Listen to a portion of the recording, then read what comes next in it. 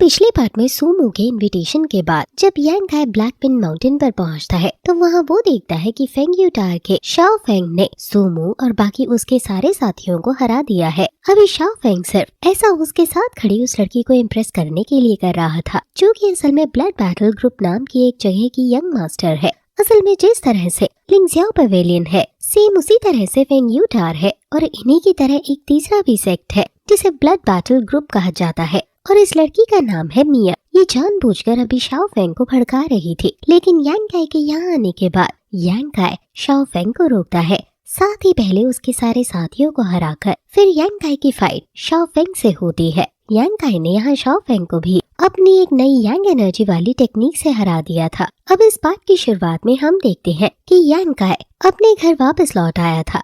यहाँ अभी वो अपने हाथ पर लगी उस चोट को देख रहा था जो कि शाओ फेंग के साथ बैटल करते वक्त उसे लगी थी। यांग काय देखता है कि ये घाव बहुत ज्यादा है, लेकिन वो सोचता है कि ये सिर्फ बॉडी डैमेज का घाव है, इसका मतलब इस पर दवाई लगाने की जरूरत नहीं। यही सोचते हुए वो दवाई की बोतल को वापस रख देता है, क्योंकि दवाई की बोतल भी कंट्रीब्यूशन पॉइंट्स में आती है और यांग काय नहीं चाहता कि वो कंट्रीब्यूशन पॉइंट्स वेस्ट करे। हालांकि वहाँ बैंडेज लगाने के बाद यांग काय कल्टीवेशन करने के लिए बैठ गया था, क्योंकि आज इस फाइट के बाद से यांग काय को अपनी बॉडी में एक एनर्जी फ्लो महसूस हो रहा है जिसे उसे कल्टीवेट करना ही होगा। यहाँ कल्टीवेशन के दौरान वो पूरी तरह से उसमें खो चुका था और कब शाम हो गई ये चीज भी वो नहीं समझ पाया, लेकिन फाइनली शाम होने तक उसकी जो एनर्जी थी वो पूरी तरह से स्टेबल हो चुकी थी और अब वो बॉडी टेम्पर्ड रियलम के 8 लेवल पर पहुंच चुका था। यांग काय सोचता है कि अभी कल परसों ही मैंने ब्रेक थ्रू किया था, लेकिन मैंने इतनी जल्दी फिर से ब्रेक थ्रू कर लिया। इसका कारण सिर्फ वही बैटल है, मुझे और भी ऐसे ओपोनेंट्स ढूंढने होंगे। हालांकि इसके बाद वो बाहर देखता है जहां उसे पता चलता है कि अब तो रात होने वाली है। वो सोचता है कि इसी वजह से मुझे भूख लग रही है। कल्टीवेशन के दौरान मुझे समय का पता ही नहीं चला। बस इसके बाद अगली सुबह हम देखते हैं कि यांग काय वापस से अपने काम के लिए आया हुआ था, जहां वो उसी जगह पर झाड़ू लगा रहा था जहां उसकी फाइट युन तियान से हुई थी। यहाँ झाड़ू लगाते वक्त अचानक ही उसे पीछे से आवाज आती है। वो जो भी था वो उसे सीनियर कह रहा था। यांग काय आवाज से ही पहचान गया था कि ये सूमो है, इसलिए यांग काय तुरंत ही अपने हाथ की वो झाड़ू वहाँ सूमो के सामने करते हुए कहता है कि तुम यहाँ क्यों आए हो। हालांकि सूमो यहाँ यांग काय को शुक्रिया कहने आया था, क्योंकि अभी एक दिन पहले ही यांग काय ने सूमो की जान बचाई। अभी सूमो के हाथ में 2 बड़े बड़े बर्तन थे। यांग काय पूछता है कि अब तो तुम समझ ही गए होगे कि इसमें क्या है। वो असल में दोनों बर्तन में वाइन रख कर लाया था। ये असल में जापानीज और चाइनीज कल्चर है, जहाँ जब 2 लोग एक साथ चीयर्स करते हुए वाइन पीते हैं तो उनकी दोस्ती को पक्का माना जाता है। इसी वजह से अभी यहाँ सूमो तो वाइन के बड़े बड़े बर्तन लेकर आया है। अभी पहले वो वाइन पीकर दिखाता है जिससे यांग काय को भरोसा हो जाए कि उसके अंदर उसने कुछ नहीं मिलाया है। जैसे ही यांग काय को यकीन होता है तो वो दोनों वाइन पीते हैं और इसके बाद दोनों ही बर्तन को नीचे फोड़ देते हैं। जो आवाज वहीं एक दूसरे डिसाइपल ने सुन ली थी, ये सीनियर डिसाइपल था। वो वहाँ से चिल्लाते हुए कहता है कि आखिर कौन है जो शोर मचा रहा है। मैं वहाँ आया और मुझे जितने भी लोग दिखे तो उन सभी को 5-5 कंट्रीब्यूशन पॉइंट्स का फाउल देना होगा। ये सुनते ही सब वहाँ से भाग गए थे। इसके बाद जब वो सीनियर डिसाइपल वहाँ पहुँचता है तो उसे वहाँ कोई नहीं मिलता। हालांकि उसे उन टूटे हुए बर्तन में थोड़ी सी वाइन जरूर मिल गई थी। वैसे शाम के समय हम देखते हैं कि यांग काय और सूमो दोनों ही एक तालाब के पास बैठकर साथ में वाइन पी रहे थे, जहाँ सूमो ने भी यांग काय से माफी मांग ली थी। यांग काय ने भी उसे तुरंत माफ कर दिया था, जिस चीज को लेकर सूमो खुद भी हैरान था, क्योंकि उसे लगा नहीं था कि यांग काय उसे इतनी आसानी से माफ कर देगा। खैर, यांग काय ने माफ कर दिया है, इसलिए वो खड़े होता है और तुरंत ही अपने पास से एक छोटी बोतल निकालता है जिसके अंदर वो युआन दान पिल्स खरीद कर लाया है। वो यांग काय से कहता है कि तुमने मुझे माफ कर दिया, लेकिन फिर भी मैं तुम्हें ये गिफ्ट देना चाहता हूँ, क्योंकि मैंने तुम्हें बहुत परेशान किया था। यांग काय अभी मन में सोच रहा था कि वो यांग टेक्निक को परफॉर्म करता है और साथ ही वो इसकी प्रैक्टिस कर रहा है, जिस चीज से उसे यांग एनर्जी एब्जॉर्ब करनी होती है। यांग एनर्जी किसी भी दूसरी एनर्जी से कहीं ज्यादा प्योर और पावरफुल होती है, इसलिए यांग काय को इस तरह की युआन दान पिल्स की जरूरत नहीं, लेकिन अभी वो मना नहीं कर सकता था। तभी सूमो यांग काय को जबरदस्ती वो बोतल पकड़ा देता है और कहता है कि ब्रदर तुम्हें इसे रखना ही होगा, जिसके बाद यांग काय ने उसे रख लिया था। वैसे अब सूमो कहने लगा था कि देखो मैंने तुम्हें परेशान किया था, इस चीज की कीमत मैंने चुका दी, इसका मतलब अब तुम्हारा मेरे ऊपर कोई फेवर नहीं है, लेकिन मैं चाहता हूँ कि कल तुम मेरे साथ एक जगह चलो, तुम्हें वहाँ बहुत मजा आएगा। ये सुनकर यांकाई समझ गया था कि सुमो किस जगह की बात कर रहा है। वो कहता है कि नहीं, मैं तुम्हारे साथ वैन हुआ मैंशन नहीं जाऊंगा। असल में वैन हुआ मैंशन वो जगह है जहाँ पर लड़के एंजॉय करने के लिए जाते हैं। लेकिन ये सुनकर सुमो कहने लगता है कि भाई तुम कैसी बात कर रहे हो, मैं तुम्हें उस जगह अगर चाहूँ तो भी नहीं ले जा सकता, वरना मुझे मेरी सिस्टर से बहुत मार पड़ेगी। मैं तुम्हें दूसरी जगह ले जाने की बात कर रहा हूँ। इसके बाद अब वो दोनों ही उठकर वहाँ से जाने लगते हैं। वैसे यहाँ आगे बढ़ते हुए सुमो यांकाई से पूछता है कि ब्रदर, जब तुम पहली बार मेयर से मिले थे तब तुम्हारी पहली मुलाकात बहुत अजीब रही, क्या तुम्हें तब मजा आया? जिस पर यांकाई कहता है कि भाई तुम कुछ ज्यादा ही क्लोज हो रहे हो। वैसे इसके बाद अब सीन सीधा अगले दिन पर शिफ्ट होता है। हम देखते हैं कि सुमो और यांकाई उस जगह के लिए निकल पड़े थे जिस जगह के बारे में सुमो ने पिछले दिन यांकाई को बताया था।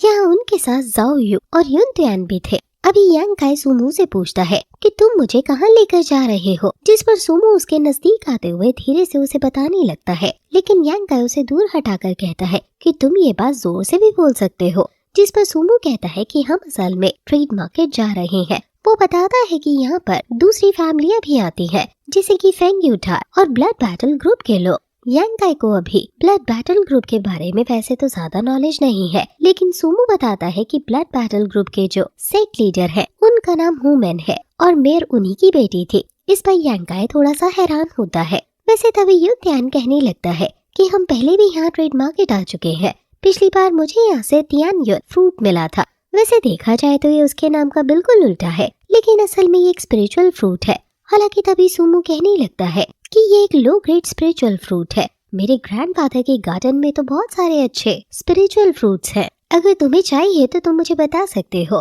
तभी जाओ यू कहने लगता है कि ये बात कौन नहीं जानता। वैसे भी ब्रदर सुमो के ग्रैंडफादर लिंगजियाओ पवेलियन के सेकंड एल्डर सू जुआन है, उन्हें हर कोई जानता है। अभी सुमो तो इन बातों से बहुत ही ज्यादा प्राउड महसूस कर रहा था। तभी यांकाई सुमो से पूछता है कि भाई क्या तुम मुझे एक बात बता सकते हो, क्या हमारे लिंगजियाओ पवेलियन में कोई 11th एल्डर भी है? जिस पर सुमो हंसते हुए कहता है कि नहीं, लीडर के अलावा हमारे यहाँ पर टोटल। वो लीडर के बारे में भी बताता है।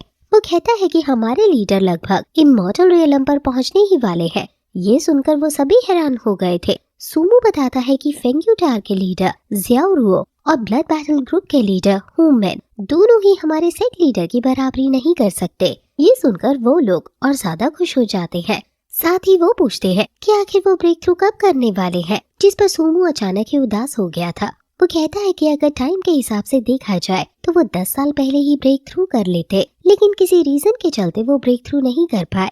ये सुनकर सभी हैरान थे। वो सुमो से पूछते हैं कि ऐसा क्यों, जिस पर सुमो कहता है कि ये बात मैं तुम लोगों को नहीं बता सकता। लेकिन वो सभी सुमो से कहने लगे थे कि भाई तुम ऐसा नहीं कर सकते, तुम हमें बस क्यूरियोसिटी में छोड़ना चाहते हो, हमें बताओ, और अगर तुम्हें नहीं बताना था तो तुमने हमें इतनी बात भी क्यों बताई। ये सुनकर सुमो फैसला करता है कि वो उन्हें आगे की बात बताएगा, लेकिन ये चीज कोई और ना सुन ले, इसलिए वो उन्हें नजदीक आने को कहता है। वो बताता है कि आज से 10 साल पहले एक इंसिडेंट हुआ था जिसकी वजह से हमारे सेक्ट लीडर ब्रेक थ्रू नहीं कर पाए थे। वो बताता है कि हमारे सेक्ट लीडर ने अपनी लाइफ में सिर्फ 2 डिसाइपल्स चूज किए थे। उन दोनों ही डिसाइपल्स के सोचने का तरीका अलग था। इस वजह से लीडर हमेशा दोनों से अलग तरीके से बिहेव करते थे और इसी कारण से जो जूनियर डिसाइपल था उसे लगा कि शायद उसके मास्टर सिर्फ सीनियर डिसाइपल पर ही ज्यादा ध्यान देते हैं। इस कारण उसने कुछ इविल टेक्निक सीखना शुरू कर दी। ये उसकी सबसे बड़ी गलती थी, क्योंकि उन इविल स्पिरिट्स ने उस डिसाइपल पर काबू कर लिया। और इसके बाद 10 साल पहले वाली वो खूनी रात आई जिस दिन रात के समय उस जूनियर डिसाइपल ने अपने साथी मतलब उस सीनियर डिसाइपल को जान से मार दिया।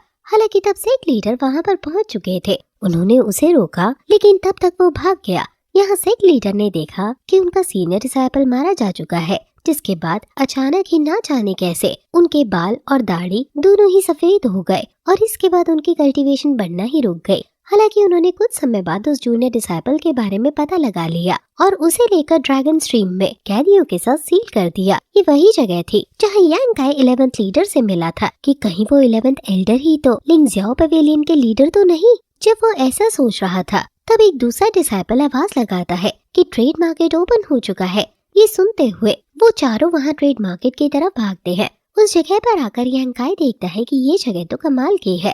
वो कई सारी शॉप्स थी। इस पर सूमो कहता है कि ये जगह कमाल की क्यों ना हो, यहाँ तीनों अलग अलग सेक्ट इस जिम्मेदारी को संभालते हैं। यहाँ सामान बेचने का सबसे बड़ा बिजनेस होता है, इस वजह से यहाँ उन्हें हर चीज मिल जाएगी। वैसे असल में यांग काई यहाँ पहली बार आया है, इस वजह से उसे इस सब के बारे में नहीं पता। तभी सूमो उसे एक मैंशन की तरफ पॉइंट करते हुए दिखाता है कि यहाँ पर हमारे लिंगजियाओ पवेलियन के डिसाइपल्स रहते हैं। साथ ही वो उसे अपनी सिस्टर सुयान के बारे में भी बताता है। वो कहता है कि अभी हम मेरी सिस्टर सुयान से मिलने जा रहे हैं, लेकिन ध्यान रखना उसके सामने तुम कुछ गड़बड़ मत करना, वरना तुम्हारी बहुत पिटाई होगी। वो बहुत ही ज्यादा ताकतवर है। ये सुनकर यांग काई कहता है कि तुम अपनी सिस्टर की बहुत ज्यादा तारीफ करते हो, क्या सच में वो इतनी पावरफुल है? जिस पर सूमो कहता है कि हाँ, वो एक को डिसाइपल है और यंगर जनरेशन में वो सबसे पावरफुल है। इसके बाद ये तुरंत ही उस जगह पहुंच चुके थे जहां सुयान रहती है। वहां आने के बाद अभी जैसे ही सूमो आगे जाकर गेट ओपन करता है तो अचानक ही वो जगह पूरी तरह से जम जाती है। ये सुयान की बार थी, जिसके कारण सूमो वापस आकर पीछे गिर पड़ा था।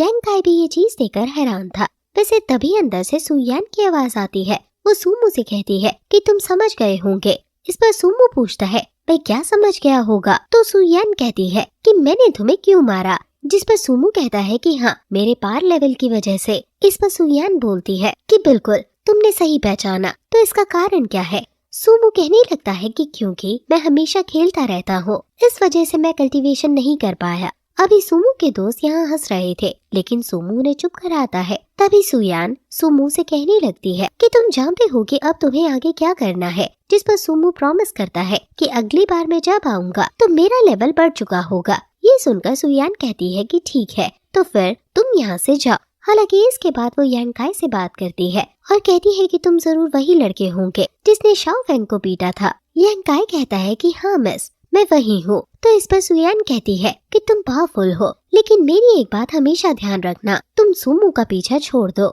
ये तुम्हें भी आलसी बना देगा। इस पर सूमो के दोस्त फिर से हंसने लगे थे। वैसे इसके बाद अब ये चारों यहाँ से जाने लगते हैं। अभी यांग काई मन में सोच रहा था कि जब मिस सुयान की आवाज इतनी अच्छी है तो ये दिखती कैसी होगी। उसी समय हमें सुयान का चेहरा दिखाया जाता है। वैसे ये बात एक स्पॉइलर होगी, लेकिन असल में सुयान ही आगे चलकर यांग काई की फर्स्ट वाइफ बनेगी। सुयान का यहाँ चेहरा दिखाते हुए ये पार्ट यहीं पर एंड हो जाता है।